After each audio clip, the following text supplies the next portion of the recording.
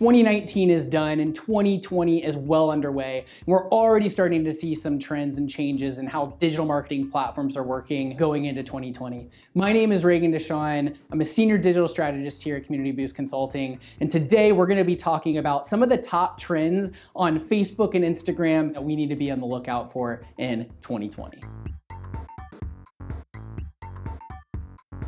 This platform has been working so well and everybody's wanting to jump on board. In fact, between 2018 and 2019, over 1 million new advertisers joined the platform, and it's expected that in 2020, we're gonna see 1 million more. So it's really important to understand that as competition raises and as there's more people trying to bid for your donors, Facebook can actually charge a little bit more for this, because if you're not willing to pay it, someone else is.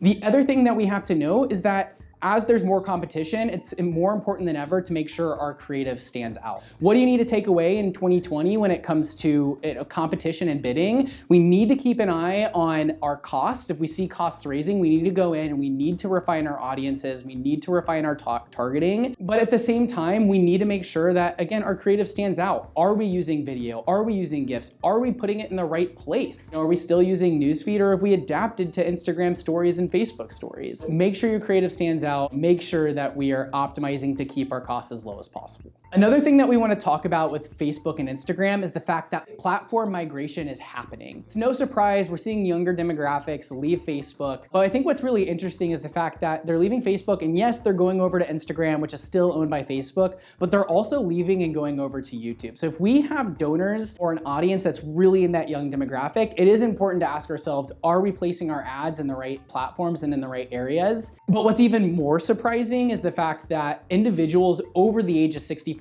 are migrating towards Facebook. What we think is actually really interesting is that in 2018, individuals in that silent generation, about 26% of that overall population had established an account with Facebook, where just in the last year, that number is over 40%.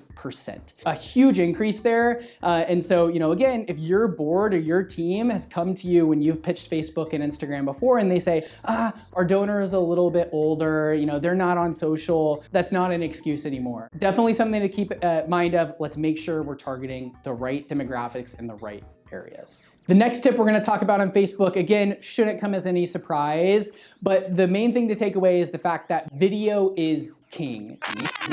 Video is king. Doesn't mean that we shouldn't be running ads with images or GIFs, but if we have the ability to create high quality video content, our ads actually have a 400% higher likelihood of both being clicked and converting. Something to keep in mind with video though is, and this is actually a pretty surprising fact for myself as well, is that actually 85% of individuals who are going to watch a Facebook ad video or an Instagram ad video, 85% of those individuals are actually gonna watch that with their sound off. So if your team isn't adding captions to the videos, it's definitely something worth doing.